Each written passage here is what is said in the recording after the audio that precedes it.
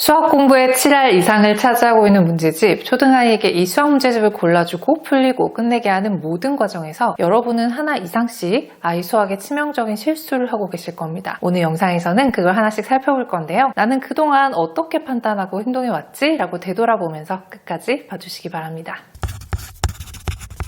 안녕하세요, 주단쌤입니다. 학기가 좀 진행되었는데 이번 학기 계획했던 우리 아이 수학 공부는 잘 진행되고 있나요? 첫 번째 문제집이 끝나가서 슬슬 두 번째 문제집을 골라줄 때가 되었다고 생각하시는 분들도 있고, 뭔가 계획대로 진행되지 않아서 문제집을 좀 바꿔줘야겠다고 생각하시는 분들도 있으실 겁니다. 오늘 영상이 그 선택에 도움이 되시길 바랍니다.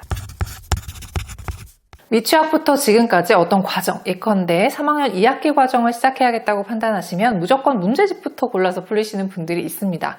그게 뭐가 잘못됐나요? 이 한 가지를 기억하고 있지 않다면 단호하게 잘못되었다라고 말씀드릴 수 있는데요. 그 한 가지란 그 문제집으로 개념 공부를 할 수 있는가입니다. 문제집을 구성 측면에서 구분하면 크게 개념서와 활용서로 나눌 수 있습니다. 개념 설명과 문제의 비율이 어느 정도인지에 따라 구분되는 거죠. 미취학 저학년까지는 개념 설명이 딱히 필요 없는, 또는 개념 자체가 복잡하지 않은 것들이 많습니다만 초3 이후부터는 문제를 풀기 전에 반드시 개념 연습이 필요합니다. 개념 공부는 교과서와 같이 설명이 더해진 내용을 읽는 방식일 수도 있고요. 만져보고 그려보고 체험해보는 과정을 통해서 터득하게 할 수도 있습니다. 어찌되었든 과정 첫 문제집을 고를 때는 이 개념 설명 비율이 높은 문제집, 또는 개념 공부를 따로 한 후에 문제집은 문제 적용 단계부터 지도하시는 것이 맞습니다. 그냥 문제만 많은 문제집으로 첫 과정을 시작하셨다면 당장 바꾸세요. 두 번째, 한 학기 우리 아이는 몇 권의 수학 문제집을 풀고 있나요? 참 많은 분들이 물어보시는 질문입니다. 한 학기 문제집 몇 권 풀어야 돼요? 지금 디딤돌 기응이랑 쌤 풀고 있는데 더 풀려야 하나요? 등등 말이죠. 정답은 2+1입니다. 기본적으로 학교 수업 복습용과 한 단계 높은 심화 문제집, 이렇게 딱 두 것만 풀면 되는데요. 여기에 우리 아이가 부족한 부분이 있다면 그게 연산 실수일 수도 있고 특정 영역, 예를 들어 분수나 도형 같은 것들일 수도 있겠죠. 또는 문장제 문제집일 수도 있고요. 이런 문제집을 +1 한 권 추가하는 정도면 충분합니다. 더 이상 풀리는 건 욕심, 시간 낭비예요. 신중히 고른 문제집을 완벽하게 푸는 것이 훨씬 더 제대로 공부하는 방법입니다. 세 번째, 학부모님 본인이 또는 아이가 선호하는 문제집 브랜드가 있으시나요? 디딤돌, 천재, 비상, 신사고, EBS, 능률, K출판사 등 전통적이거나 신흥 강자로 떠오르는 각 출판사의 인기 문제집들이 있는데요. 주야장천 특정 문제집 브랜드만 풀리시는 경우가 생각보다 많더라고요. 이 문제집은 문제가 좋은 것 같아. 아이가 풀기에 문제량이 적당한 것 같아. 별 문제 없이 잘 풀고 있어.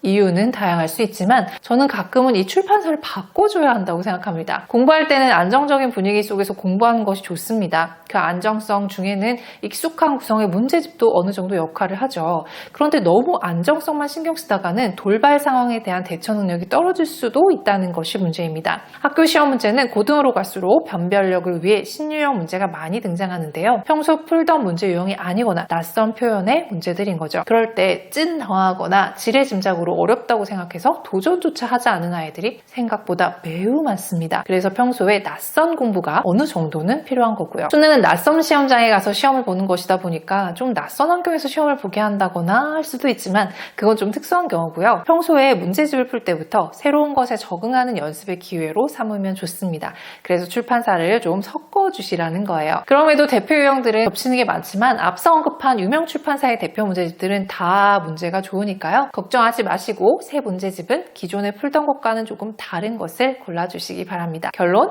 시리즈 올 클리어는 비추다. 네 번째, 이번 학기 시작 문제집 단계를 다음 학기에도 그대로 풀리는 것이 맞을까요? 첫 번째로 언급한 것의 연장선인데요. 예를 들어 이번 학기 디딤돌 기응으로 공부를 시작했다고 다음 학기에도 똑같이 기응으로 시작할 필요는 없습니다. 학기를 지나오면서 아이가 어려움 없이 그 문제집을 풀었을 수도 있지만 특별히 어려워했거나 또는 쉬워했을 수 있거든요. 실력은 천천히 성장하니까요. 그래서 다음 학기 공부를 시작할 때가 되었을 때는 아이의 현재 수준을 정확하게 파악해 보는 것이 중요합니다. 시작 문제집의 난도는 높이거나 낮출 수 있어야 한다는 것이죠. 이때 객관적인 테스트가 필요한데요. 제가 예전에 올려놓은 수학 레벨 테스트 무료로 할 수 있는 10곳 영상 참고하시면 좋을 것 같습니다. 마지막입니다. 지금 풀고 있는 문제집을 어느 정도까지 반복 완성해야 다음 문제집으로 갈 수 있나에 대해서도 참 많은 분들이 질문을 해주십니다. 그 전에 제가 여러 번 강조해서 시작 수준은 알고 계실 거라고 생각해요. 정답률 70%의 문제집이 딱 맞는 문제집이고요. 계산하는 수준은 90%입니다. 사실 수학은 정확성을 요구하는 과목이기 때문에 100%라고 말씀드리고 싶지만 어떻게 100% 완성을 할 수 있겠어요? 완성도를 최대한 높이겠다는 마음가짐이 훨씬 더 중요하고요. 중요한 부분은 다른 문제집에서도 또 나올 거기 때문에 걱정 말고 90% 완성도에만 집중해 주시면 됩니다. 완성도를 평가하는 건 여러 번 반복해서 오답을 해결한 후입니다. 처음부터 90% 완성도면 그 문제집 아이 수준보다 너무 쉬운 거예요. 완성도를 높이는 문제집 반복 풀이 방법은요, 요 위에 올려놓은 수학 문제집 200% 활용법 영상을 참고하시면 좋을 것 같습니다. 시간이 조금 걸려도 여러 번 풀려고 하지 말고 한 권을 여러 번 반복하는 게 중요합니다. 그냥 한번 쭉 풀고 오답 한번 했다고 다음 문제집으로 넘어가는 거 아니에요. 문제집 건수가 중요한 건 절대 아니니까요. 오늘 영상으로 수학 문제집에 대한 오해가 싹 풀리셨을 거라고 생각되는데요. 혹시 또 다른 문제집 관련 질문이 있으시면 댓글 남겨주시기 바랍니다. 기회가 되면 모아서 후속 영상 만들어 보겠습니다. 오늘 영상은 여기까지고요. 영상이 도움이 되셨다면 좋아요 꼭 눌러주시기 바랍니다. 저는 다음에 또 유익한 영상으로 인사드릴게요. 감사합니다.